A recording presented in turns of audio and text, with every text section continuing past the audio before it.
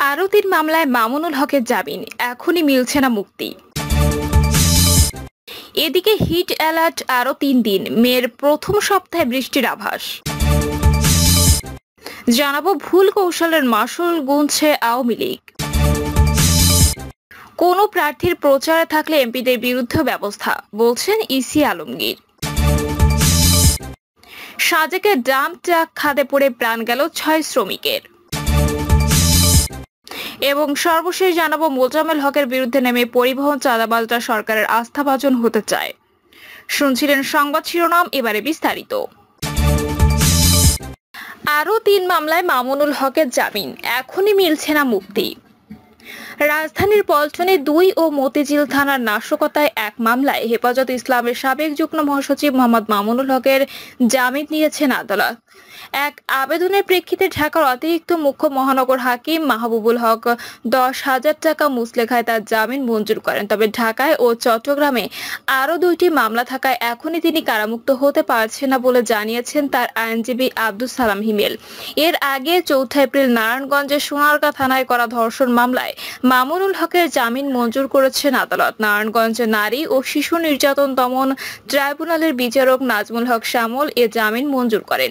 ২০২১ সালে ৩রা এপ্রিল নারায়ণগঞ্জের সোনারগাঁয়ের রয়্যাল রিসোর্টে এক নারীর সঙ্গে অবস্থান করছিলেন মামুনুল হক। ওই সময় স্থানীয় আওয়ামী লীগের নেতাকর্মীরা এসে তাকে ঘেরাও করেন।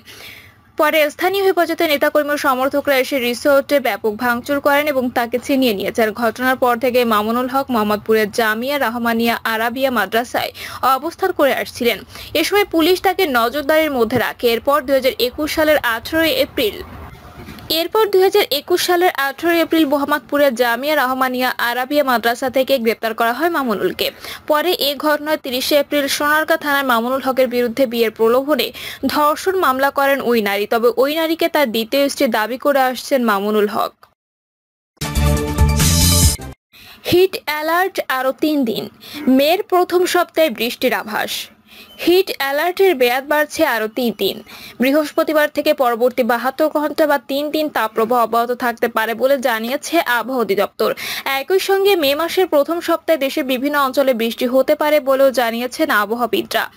সন্ধ্যায় বাংলাদেশ আবহাওয়া অধিদপ্তরের পরিচালক মোহাম্মদ আজিজুর রহমান বলেন, আমরা এর আগে ৩ দিনের যে হিট অ্যালার্ট জারি করেছিলাম তার মেয়াদ আজ শেষ হচ্ছে। আগামীকাল থেকে আরও ৩ দিনের হিট অ্যালার্ট জারি করা হবে, কারণ আপাতত বড় পরিসরে বৃষ্টি হয়ে তাপপ্রবাহ দূর হওয়ার সম্ভাবনা নেই। তিনি বলেন, আমরা হিট অ্যালার্ট জারি করে সরকারকে জানিয়ে দিই, সরকার সে অনুযায়ী ব্যবস্থা নেবে। সংশ্লিষ্টরা তাদের করণীয় যা সেটা করবে। আজিজুর রহমান বলেন, সারা দেশের তাপমাত্রা গতকালের চেয়ে আজই কিছুটা বেড়েছে। চলতি এপ্রিল মাসে তাপপ্রবাহ পুরোপুরি দূর হওয়ার কোনো সম্ভাবনা নেই। আমরা দেখছি যে এটা মে মাসের ২ থেকে ৩ তারিখ পর্যন্ত চলবে। এরপর হয়তো বিভিন্ন অঞ্চলে কিছু বৃষ্টির সম্ভাবনা আছে। এর আগ পর্যন্ত বড় পরিসরে বৃষ্টির সম্ভাবনা নেই। স্থানীয়ভাবে বিচ্ছিন্নভাবে কোথাও কোথাও বৃষ্টি হতে পারে। ভুল কৌশলের মাসুল গুনছে আওয়ামী লীগ।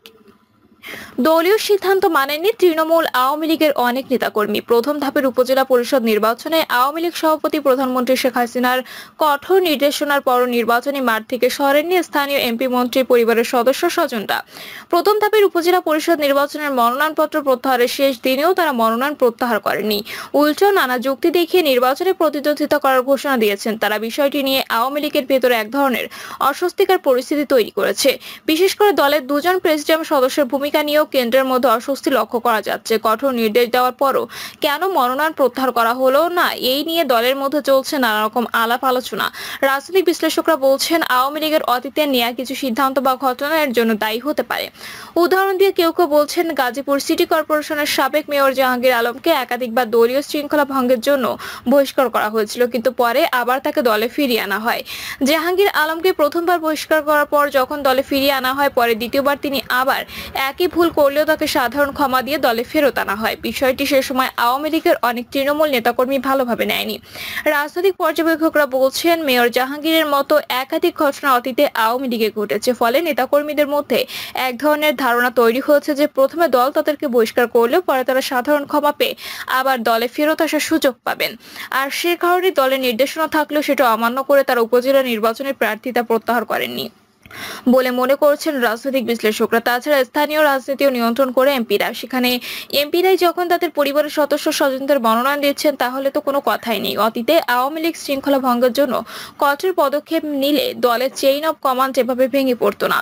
আওয়ামী লীগকে এখন ভুল কৌশলের মাসুল গুনতে হচ্ছে। এ ব্যাপারে আওয়ামী লীগের যুগ্ম সাধারণ সম্পাদক আফামা বাহাউদ্দিন নাচিম বলেন, দলীয় নির্দেশনার পরও যেসব এমপি মন্ত্রী আত্মীয় স্বজনরা নিজেদের মনোনয়নপত্র প্রত্যাহার করেননি, তাদের নির্বাচন থেকে সরে যাওয়ার সময় কিন্তু এখনো শেষ হয়ে যায়নি।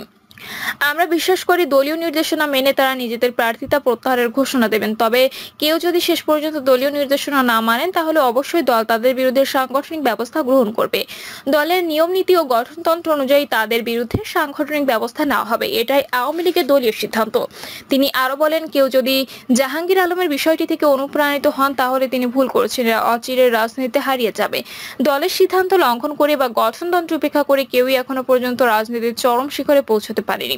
বরং যিনি দলের প্রতি অবিচল থেকেছেন, দলের সিদ্ধান্তকে মান্য করেছেন, দলের আদর্শ থেকে বিচ্যুত হননি, তারা ধাপে ধাপে রাজনীতিতে উন্নতি করেছেন, দেশের জন্য অবদান রাখতে পেরেছেন, জনগণের নেতাতে পরিণত হয়েছেন, রাজনীতিতে অমরত্ব লাভ করেছেন। কোনো প্রার্থীর প্রচারে থাকলে এমপিদের বিরুদ্ধেও ব্যবস্থা, বলছে ইসি আলমগীর। টাঙ্গাইলে নির্বাচন কমিশনার মোহাম্মদ আলমগীর বলেছেন, জাতীয় নির্বাচন যেহেতু শান্তিপূর্ণভাবে হয়েছে, কোনো অপ্রীতিকর ঘটনা ঘটেনি, এই নির্বাচনে শান্তিপূর্ণভাবে অনুষ্ঠিত হবে। এছাড়া কোনো প্রার্থীর পক্ষে প্রচারে থাকলে এমপিদের বিরুদ্ধে ব্যবস্থা নেওয়া হবে। এই নির্বাচনে বিএনপি অংশ না নেওয়ার ঘোষণা দিলেও তাদের অনেক প্রার্থী নির্বাচনে অংশগ্রহণ করছেন, মাঠে আছেন। এরপর যদি তারা ঘোষণা দেন যে বাধা দেবেন, তখন জাতীয় নির্বাচনের ক্ষেত্রে যা করা হয়েছে এখানেও তাই করা হবে। ইসি আলমগীর বলেন, জাতীয় সরকার নির্বাচন এক ধরনের বিষয় আর স্থানীয় সরকার নির্বাচন আরেক ধরনের বিষয়। জাতীয় নির্বাচনের রাজনৈতিক পরিচয় থাকে, সেই নির্বাচনে সরকারের পরিবর্তন হতে পারে, নাও হতে পারে, কিন্তু এই স্থানীয় নির্বাচনে তো সরকার পরিবর্তন হবে না। স্থানীয় সরকার নির্বাচনে যারা প্রার্থী হন, সাধারণত ভোটাররা তাদেরকে চেনে, আবার প্রার্থীরা ভোটারদেরকে চেনে। সংসদ সদস্যদের উল্লেখ করে তিনি বলেন, সংসদ সদস্য নিজ বাড়িতে থাকতে পারবে, যেখানে খুশি যেতে পারবেন, তবে নির্বাচনী কোনো প্রচারণা করতে পারবেন না। এছাড়া ভোট দেওয়ার সময় কোনো প্রার্থী তার সঙ্গে থাকতে পারবেন না। যদি কোনো প্রার্থী থাকে, তাহলে ওই প্রার্থী এবং এমপির বিরুদ্ধে প্রয়োজনীয় ব্যবস্থা নেওয়া হবে। সাজেকে ট্রাম ট্রাক খাদে পড়ে প্রাণ গেল 6 শ্রমিকের। রাঙামাটির বাঘাইছড়ি উপজেলা সাজেকের উদয়পুর 90 ডিগ্রি এলাকায় সীমান্ত সড়কের কাজে নিয়োজিত একটি ট্রাম ট্রাক খাদে পড়ে 6 শ্রমিক নিহত হওয়ার খবর পাওয়া গেছে। এই ঘটনায় আহত হয়েছেন আরো 8 জন। বিকেলে দুর্ঘটনা ঘটে। বাঘাইছড়ি উপজেলা নির্বাহী কর্মকর্তা শিরিন আক্তার ঘটনার সত্যতা নিশ্চিত করেছেন। স্থানীয় সূত্রে জানা গেছে, হতাহত শ্রমিকদের বাড়ি রংপুর অঞ্চলে। তারা উদয়পুর বাঘাইছড়ি সীমান্ত সড়কের 17 কিলোমিটার নামক স্থানে হারিজাপাড়া সেতু নির্মাণ কাজে নিয়োজিত ছিলেন। কাজ শেষ হওয়ার কারণে বাড়িতে যাওয়ার উদ্দেশ্যে কর্মস্থল থেকে ফিরছিলেন তারা। সাজেক ইউনিয়ন পরিষদের চেয়ারম্যান অতুলাল চাকমা জানান, স্থানীয়ভাবে খবর নিয়ে যেটা জেনেছি, তারা যারা গাড়িতে ছিলেন সবাই সীমান্ত সড়কের কাজে নিয়োজিত শ্রমিক। ওই সড়কে অনেক স্থানে উঁচু নিচু পাহাড় আছে। উদয়পুর সড়কের 90 ডিগ্রি নামক স্থানে গাড়ি নামার সময় নিয়ন্ত্রণ হারিয়ে খাদে পড়ে যায়। উপজেলা নির্বাহী কর্মকর্তা শিরিন আক্তার বলেন, আনুমানিক বিকেল 5:30টার দিকে সাজেকের উদয়পুর সীমান্ত সড়কের কাজ শেষে খাগড়াছড়ির দিকে ফেরার পথে একটি ট্রাম্প নিয়ন্ত্রণ হারিয়ে খাদে পড়ে যায়। গাড়িটিতে মোট 17 জন শ্রমিক ছিলেন, যার মধ্যে 6 শ্রমিক মারা গেছেন, আহত হয়েছেন আরো 8 জন। দুর্গম এলাকা হওয়ায় উদ্ধার কাজ কঠিন। পুলিশ ও সেনাবাহিনী আহতদের উদ্ধার করে খাগড়াছড়ি সদর হাসপাতালে পাঠিয়েছেন। প্রিয় দর্শক, এই ছিল এখনকার সর্বশেষ সংবাদ। আপডেট সব সংবাদ পেতে চ্যানেলটি সাবস্ক্রাইব করে বেল আইকনটি ক্লিক করে রাখুন।